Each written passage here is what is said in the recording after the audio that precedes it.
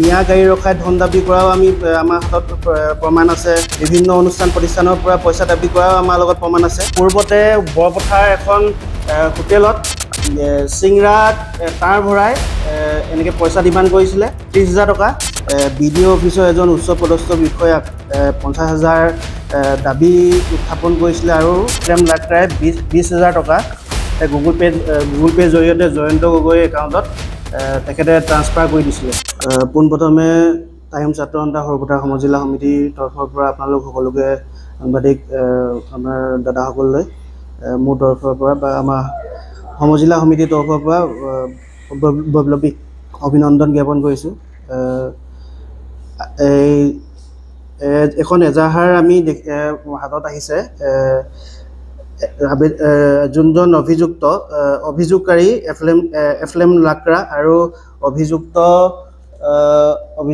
অভিযুক্ত সীমান্ত গগৈ ওৰফে মন্ত্ৰী গগৈ, লগতে ত্ৰিদীপ বৰা, তেখেত এজন সাংবাদিক বুলি আমি ইতিমধ্যে গম পাইছোঁ।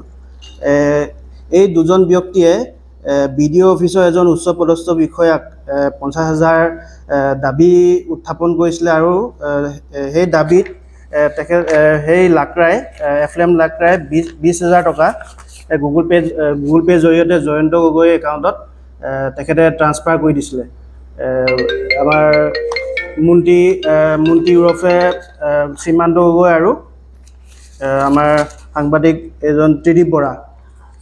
ইয়াৰ পিছতে যিখিনি অবৈধ সংগঠন ক'ব লাগিব, যে সীমান্ত গগৈ ওৰফে মন্ত্ৰী গগৈ টাইম ছাত্ৰ সন্থা নিজকে স্বয়ম্ভূ নেতা বুলি কয়। সৰুপথাৰ সমজিলাৰ স্বয়ম্ভূ নেতা তেখেত। আমি 4-5 মাহৰ আগতে তেখেতসকলক আমি সৰুপথাৰ সমজিলা সমিতিৰ তৰফৰ পৰা তেখেতসকলক আমি বহিষ্কাৰ কৰিছিলোঁ এনেকুৱা ধৰণৰ কুকৰ্মত লিপ্ত হোৱাৰ বাবে। আজি এই ফলসমূহ দেখিবলৈ পোৱা গৈছে। সীমান্ত গগৈ পুনৰ আকৌ এনেকুৱা ধৰণৰ কুকৰ্মতে লিপ্ত হৈছে। তেখেতৰ এই কাৰ্য অকল এইটো বুলিয়ে নহয়, আগতেও তেখেতে 2-3টা এনেকুৱা ধৰণৰ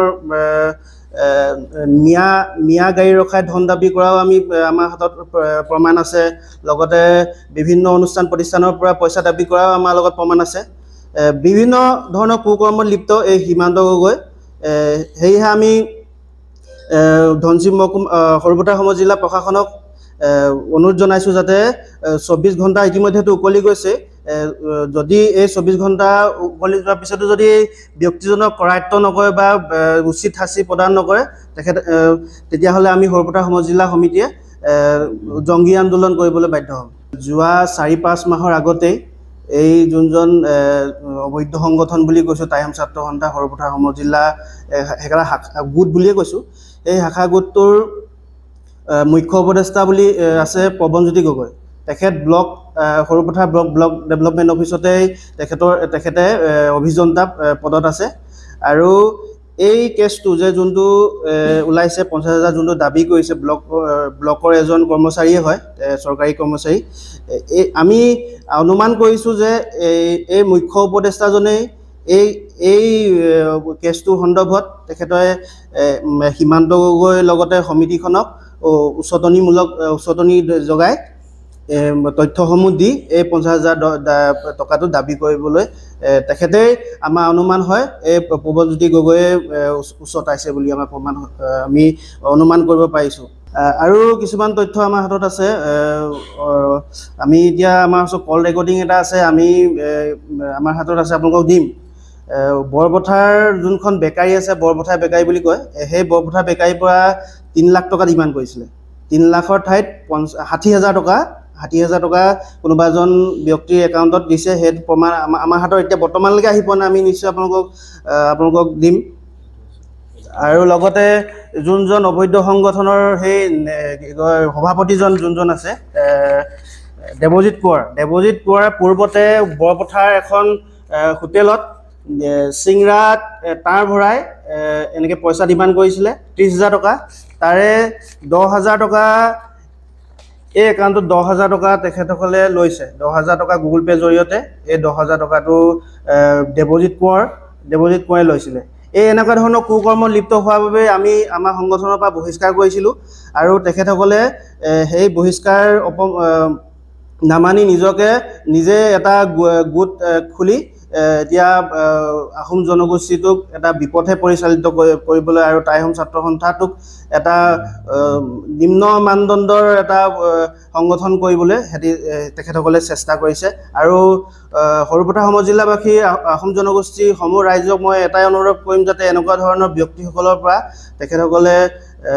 তেখেতসকলক বৰ্জন কৰিব লাগে। সৰুপথাৰ চাৰ্কিট হাউচত উপস্থিত থকা ধনশিৰি মহকুমা সাংবাদিক সন্থাৰ তথা বিভিন্ন সৰুপথাৰ তথা বৰপথাৰ প্ৰেছ ক্লাবৰ সমূহ বিষয়াক আমি সৰুপথাৰ সমজিল্লা টাই আহোম ছাত্ৰ সন্থাৰ মজিয়াৰ পৰা শ্ৰদ্ধা জনাইছোঁ। আজি এটা বিষয় লৈ আচলতে আমি এই সংবাদ মেলখন আমি আয়োজন কৰিছিলোঁ। কথাটো আপোনালোকক জনাব বিচাৰিছোঁ যে আমি যোৱাকালি এখন এজেহাৰ আমি দেখিবলৈ পালোঁ। আচলতে এই সৰুপথাৰ সমজিল্লাৰ যোনটো আমাৰ ব্লকত এজনে তেওঁ ব্লকৰ কৰ্মচাৰী উচ্চপদস্থ বিষয়া, আচলতে তেখেতৰ নাম এফ্ৰেম লাকৰা। এই এফ্ৰেম লাকৰাক আচলতে হিমান্ত গগৈ ওৰফে মন্ত্ৰী গগৈ আৰু লগতে ত্ৰিদীপ বৰা এই দুজনে আচলতে 50,000 টকাৰ ডিমাণ্ড দিছিলে। এই 50,000 টকা ডিমাণ্ড দিয়াৰ বিনিময়ত তেওঁলোকে 20,000 টকা গুগল পে'ত লৈছিল। এই বস্তুটোৰ ওপৰত ভিত্তি কৰি আচলতে এফ্ৰেম লাকৰাই সৰুপথাৰ থানাত এজাহাৰ দাখিল কৰিছিলে। যোৱা 5 তাৰিখত তেখেতলোকে আমি ইতিমধ্যে গম পোৱা মতে 5 তাৰিখত এজাহাৰ দাখিল কৰিলে। তাৰপিছত যোৱাকালিও এজাহাৰ দাখিল কৰিলে। কিন্তু এজাহাৰ দাখিল কৰাৰ পিছতো আমি দেখিবলৈ পাইছোঁ যে এই বস্তুটো আচলতে কেনেধৰণে আচলতে তদন্ত চলিছে। টাই আহোম ছাত্ৰ সন্থাৰ নামত একাংশ ব্যক্তিয়ে এটা গোট হিচাপে খুলি আচলতে তেওঁলোকে বিভিন্ন ধৰণৰ দোকানতে হওক বা বিভিন্ন ধৰণৰ ক্ষেত্ৰতে হওক আচলতে তেওঁলোকে ভয় ভাবুকিৰে টকা ডিমাণ্ড দি থোৱা আমি ইতিমধ্যে দেখিছোঁ। আৰু এই কাগজখনৰ দ্বাৰা আচলতে এইটো প্ৰমাণিত হৈছে। গতিকে টাই আহোম ছাত্ৰ সন্থাৰ সমজিল্লাৰ কমিটি এখন আছে, যিখন কমিটি আজি সুদীৰ্ঘ দিনৰ পৰা তেওঁলোকে টাই আহোম জনগোষ্ঠীৰ লগতে অসমীয়া জাতি জনগোষ্ঠীৰ বিভিন্ন সভা সমস্যাৰ ওপৰত কাম কৰি আহিছে। গতিকে এই ক্ষেত্ৰত অবৈধ এটা সংগঠন খুলি কেইজনমান ব্যক্তিয়ে আচলতে তেওঁলোকৰ ব্যক্তি স্বাৰ্থৰ কাৰণে যিটো এই সংগঠন নাম লৈছে, এইসকলক আচলতে আমাৰ ধনশিৰি মহকুমাৰ টাই আহোম জনগোষ্ঠীৰ লগত বিভিন্ন ব্যক্তিসকলে আচলতে বৰ্জন কৰিব লাগে। আৰু এই বস্তুটো আচলতে এতিয়ালৈকে আমি 24 ঘণ্টা অতিক্ৰম কৰাৰ পিছতো আচলতে বস্তুটো কেনে পৰ্যায়ত আছে আমি জানিব পৰা নাই। আৰু লগতে এই হিমান্ত গগৈৰ লগতে ত্ৰিদীপ বৰাৰ লগত আচলতে তেওঁলোকক আচলতে কৰায়ত্ব কিয় কৰা নাই বা কি হৈছে আমি জানিব পৰা নাই। গতিকে আমি আজি সংবাদমেলৰ দ্বাৰা আমি আমাৰ সৰুপথাৰ সমজিল্লাৰ প্ৰশাসনৰ লগতে আমি গোলাঘাট জিলাৰ উপায়ুক্ত মহোদয় তথা SP মহোদয়ক আমি অনুৰোধ জনাব বিচাৰিছোঁ যে এই কেছটো অকণমান যোনটো এইটো আমাৰ এজাহাৰৰ ওপৰত ভিত্তি কৰি এই অভিযোগকাৰীক যাতে যোনকেইজন অভিযুক্ত এই অভিযুক্তসকলক অতি শীঘ্ৰে কৰায়ত্ব কৰি তদন্ত কৰি আচলতে উচিত শাস্তি দিবৰ কাৰণে আমি সৰুপথাৰ সমজিল্লা টাই আহোম ছাত্ৰ সন্থাৰ মজিয়াৰ পৰা অনুৰোধ জনাইছোঁ। আৰু আমাৰ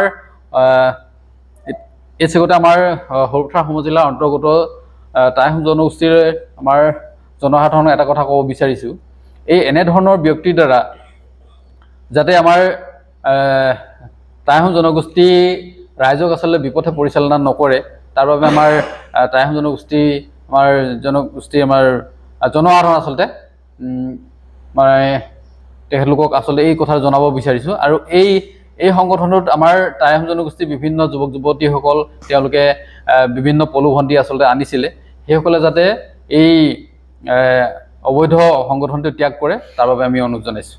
এই অবৈধ সংগঠনৰ এই নেতাসকলক যাতে আমাৰ টাই আহোম জনগোষ্ঠীৰ ৰাইজসকলৰ মাজলৈ যাব নোৱাৰে আৰু এখেতসকলক আমি বৰ্জন কৰিব কাৰণে আমাৰ টাই আহোম জনগোষ্ঠীৰ লগতে বিভিন্ন আমাৰ ৰাইজক আমি অনুৰোধ জনাইছোঁ।